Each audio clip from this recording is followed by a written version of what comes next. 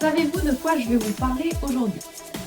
Je vais vous conseiller, vous partager quelques idées, à mettre en place pour votre entreprise pour attirer de nouveaux clients.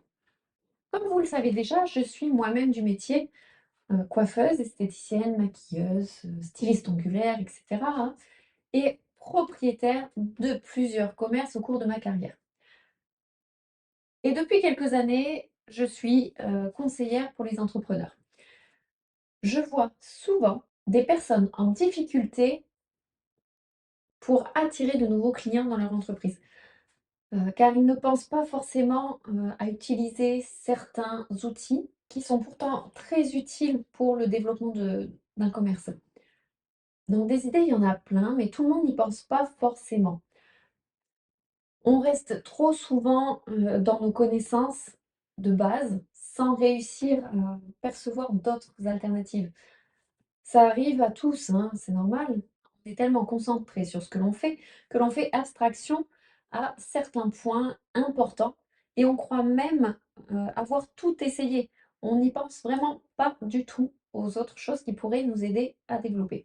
Avoir un commerce, c'est faire fonctionner ses ménages, mais c'est pas forcément pour ça qu'il faut le faire de façon stressée. Donc, pour vous aider, à acquérir de nouveaux clients, je vais vous donner quelques idées, quelques conseils. Certes, j'en partage davantage, dans mes formations en ligne, mais je voulais vous faire un cadeau via cette vidéo. Les années changent rapidement en ce moment, hein. Il faut rester le plus possible à la page et selon les différents commerces, il peut y avoir, des actions plus efficaces et plus attractives aux yeux de la clientèle que pour d'autres. Je vais donc commencer par l'incontournable Instagram. Tous devons être sur Instagram pour montrer nos réalisations, pour la coiffure, pour l'esthétique, même les restaurants, pour des bons plats appétissants, tout ça, les boulangers, tout. Il faut vraiment mettre en valeur son travail.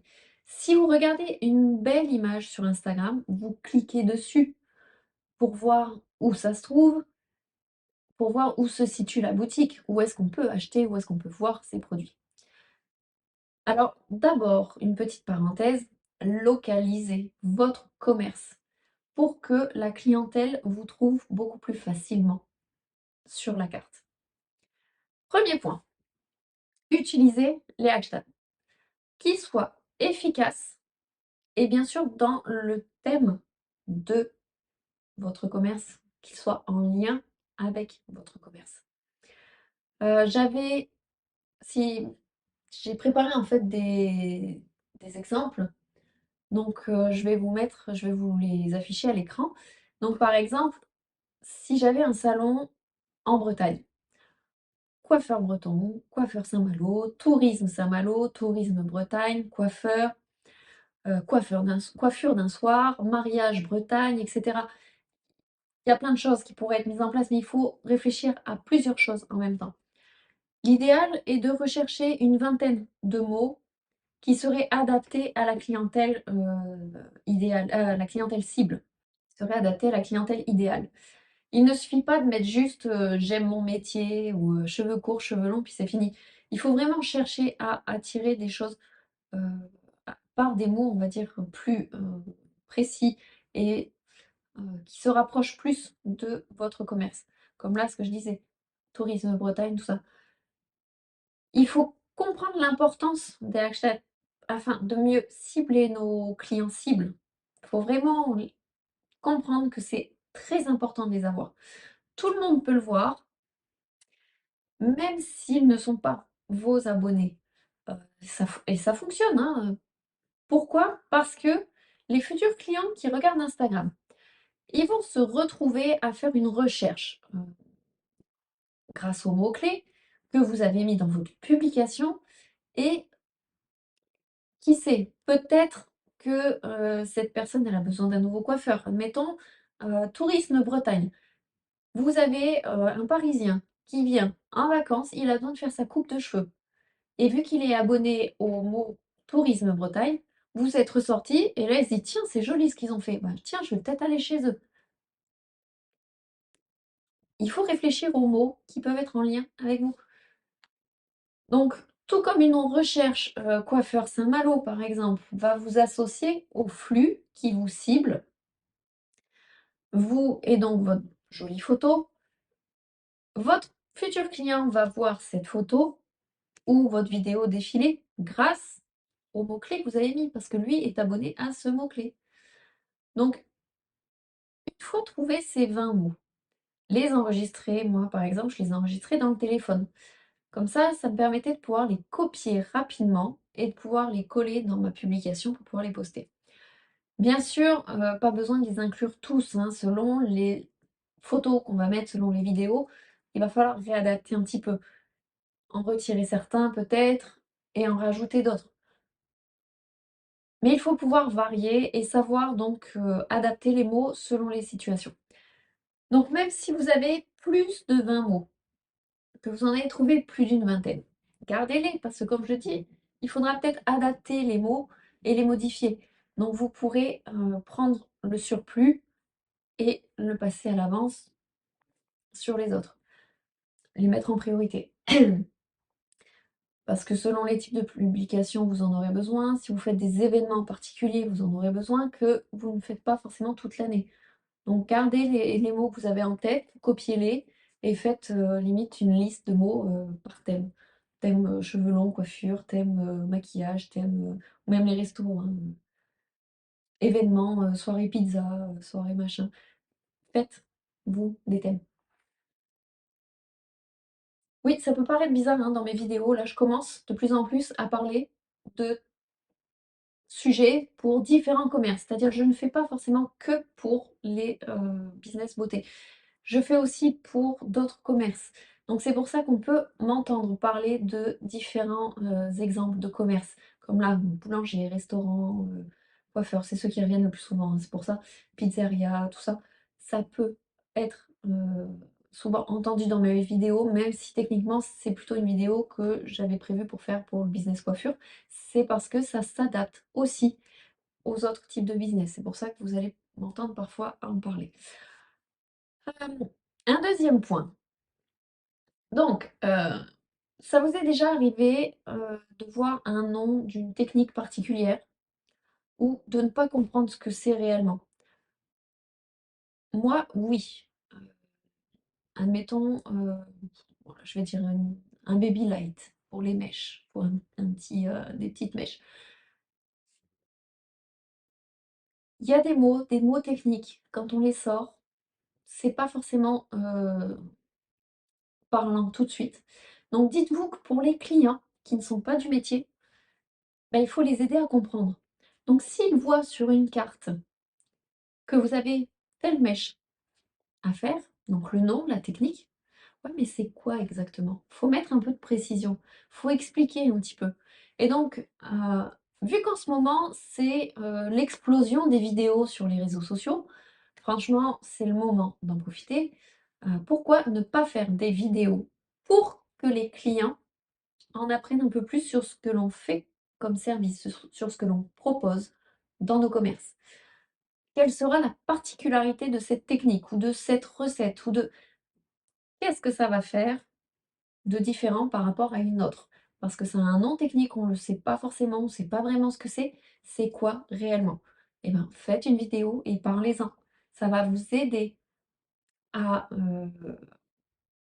déjà lancer le truc du genre: «Tiens, ça vient tout juste de sortir, on a une nouveauté, une nouvelle technique de mèche qui s'appelle ceci, voilà comment ça rend, comment on quel est le résultat», tout ça, comment on travaille.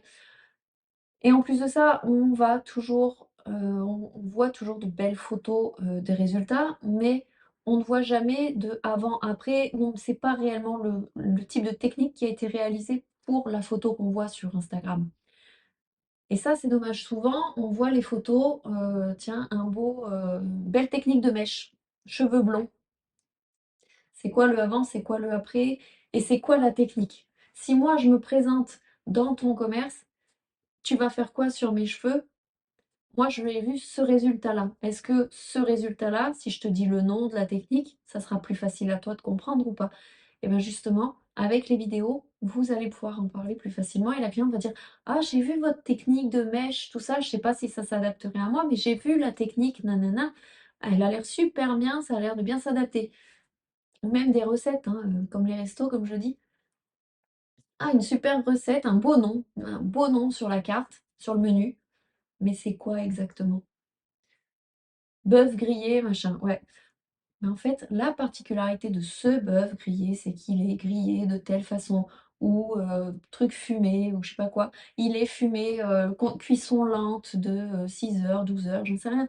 Mais donner des précisions, donner des exemples, montrer au client ce que ça fait, quelle est la différence entre telle recette et une autre. C'est ce qui permet aussi de comprendre aussi le tarif. Pourquoi celui-ci va être plus cher qu'un autre? Parce que la technique est plus complexe ou parce que le résultat et demande tel ou tel, heu produit qui est plus onéreux ou je ne sais quoi. Ça montre la différence avec les autres. Comme c'est quoi, pour le visage, un soin, la différence entre, un soin lissant et un soin anti-rides. Ça, c'est un exemple que je prends, que j'ai été voir sur un site internet. J'ai vu sur un site internet, en fait, d'un institut de beauté.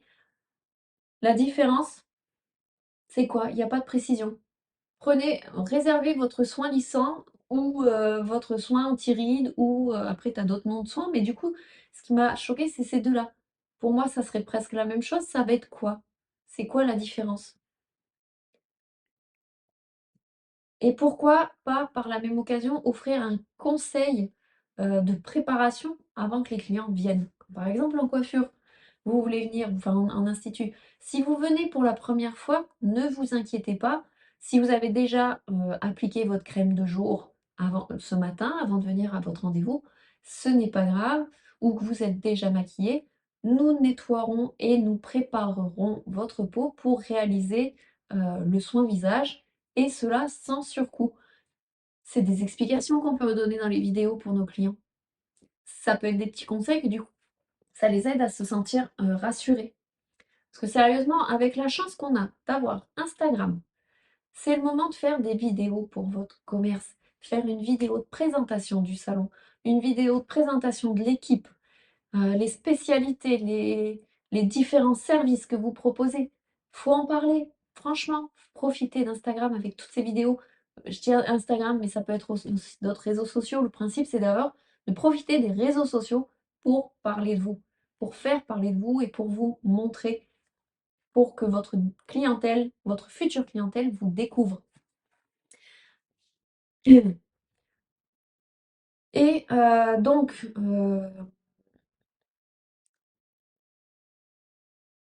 du coup, bah, en fait, il y a l'embarras du choix, hein, pour tout ça. Il y a 50 000 sujets que vous pouvez faire.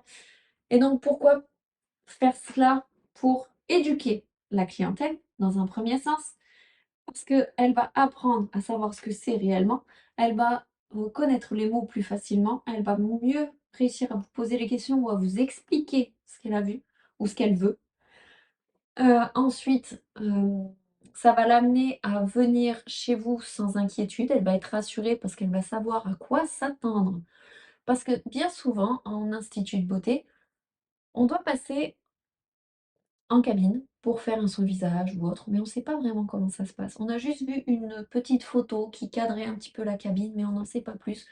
On ne sait pas trop comment ça se passe, on ne sait pas est-ce qu'on nous donne une serviette de bain, un peignoir, quelque chose? De faire une vidéo présentation, ça peut aider la cliente à se sentir rassurée, de se dire: «Tiens, on est pris en charge, on nous donne un peignoir, on nous donne des petits chaussons, on nous donne» et cetera. Donc ça leur permet de les rassurer et en même temps de les éduquer, de savoir comment ça se passe chez vous. Elle sait déjà, ce qui pourra être réalisé, elle a confiance en vous, même si c'est sa première visite dans votre institut, dans votre commerce. Et pour les motiver, pourquoi ne pas faire une vidéo sur les on-dit? Genre, on dit que les machines UV, c'est mauvais pour la peau. Faux.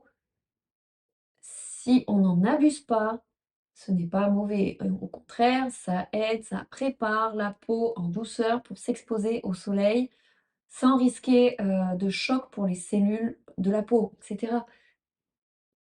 C'est un exemple. Mais pourquoi les produits pro sont-ils meilleurs que la grande distribution ou la pharmacie, et cetera? Donnez des explications. éduquer vos clients parce que la plupart du temps, ils ont des a priori et ils ne savent pas réellement ce qui est, le vrai du faux. Ils n'arrivent pas à faire la différence. Donc ça peut vous aider à le faire grâce, à vos connaissances. Vous pouvez vous permettre d'éduquer votre clientèle et au passage, certains membres de l'équipe aussi, parce que certains ne savent pas tout non plus. Et comme par exemple, comment utiliser à la maison, les produits que vous vendez dans votre commerce? Comment faire pour s'en servir? Laissez-vous tenter et si vous n'êtes pas à l'aise devant la caméra, c'est pas grave, ça viendra au fur et à mesure, ça viendra avec le temps.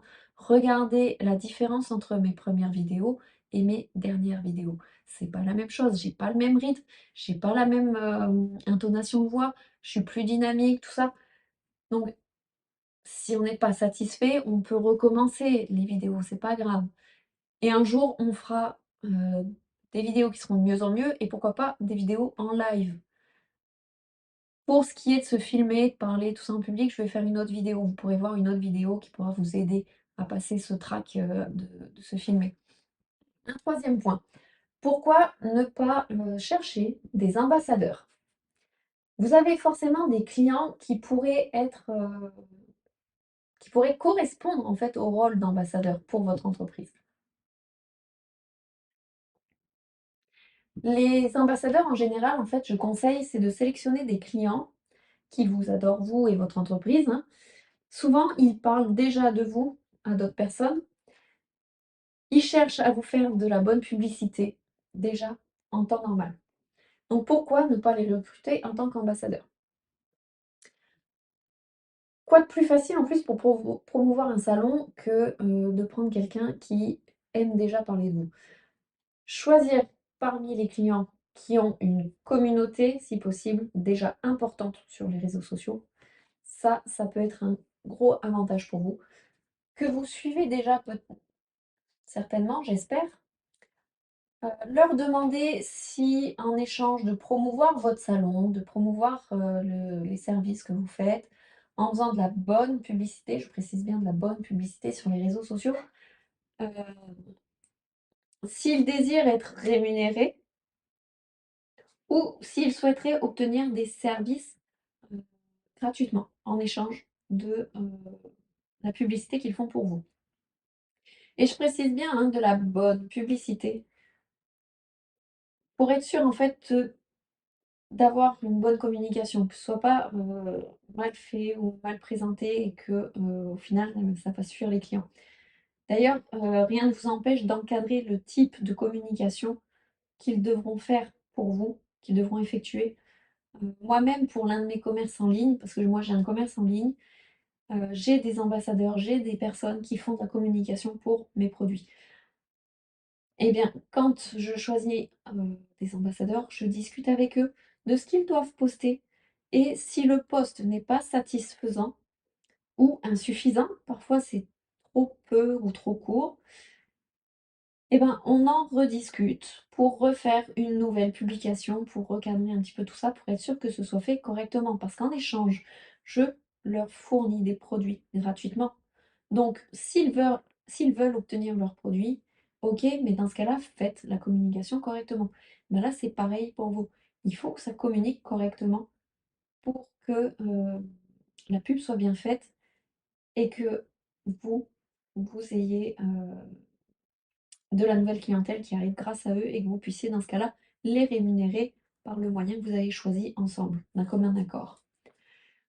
C'est comme un principe de parrainage, en fait, mais en mode réseaux sociaux. Je ne sais pas si vous vous souvenez, pour certains, peut-être pas trop, si vous êtes plus jeune, mais avant, même encore maintenant, ça existe encore, dans certains endroits, il y a des cartes de fidélité de parrainage. Tu donnes ta carte à quelqu'un, la personne te conseille et cetera. Ça donne des points à l'un et à l'autre, ou des remises et cetera. Et ben, c'est le même principe, c'est le principe de parrainage. C'est quelqu'un qui parraine les autres. Il dit: «Tiens, viens dans le nouveau salon, je fais de la pub, je te conseille tel endroit, je te conseille un nouveau resto, c'est de la pub que je fais pour tel endroit, j'y suis déjà allée, je suis satisfait d'aller chez eux», tout ça. Donc tu peux me faire confiance, tu peux y aller. Eh bien, il faut, en profiter et ça serait dommage de passer à côté de ça. Donc aussi, attention, hein, l'ambassadeur, il faudrait euh, qu'il soit actif en fait sur les réseaux et qu'il ait quand même beaucoup d'abonnés, de préférence. Mais faites gaffe parce que certains ont beaucoup d'abonnés, mais ils ne postent rien. Il n'y a jamais rien sur leur post, ou peut-être deux posts sur un an. Et dans ce cas-là, c'est pas les personnes que vous recherchez. Vous cherchez des gens qui sont actifs réellement sur les réseaux. Donc ça sert à rien non plus de choisir des personnes qui ont beaucoup d'abonnés parce que la plupart du temps, ils ont des abonnés, mais certains, ils payent, ils achètent les abonnés. Donc il faut faire attention à ça aussi. Et donc, l'intérêt, c'est d'avoir beaucoup de retours, beaucoup de commentaires. Donc s'il n'y a pas beaucoup de retours, s'il n'y a pas beaucoup de commentaires sur leur post aussi, c'est pas forcément intéressant pour vous dans ce cas-là. Voilà, c'est la petite parenthèse. Donc on s'arrête là pour cette vidéo. Très prochainement, vous aurez la suite, donc disponible en ligne. J'ai d'autres exemples à vous partager, mais je l'ai coupé en deux parce que ça fait quand même des vidéos qui sont quand même assez longues. Donc ça vous permet de les regarder en deux temps. Donc ne ratez pas les prochaines vidéos, abonnez-vous hein, pour ne pas rater la suite. Et si vous aimez, partagez, likez. On se retrouve bientôt pour d'autres idées pour attirer les nouveaux clients dans votre entreprise.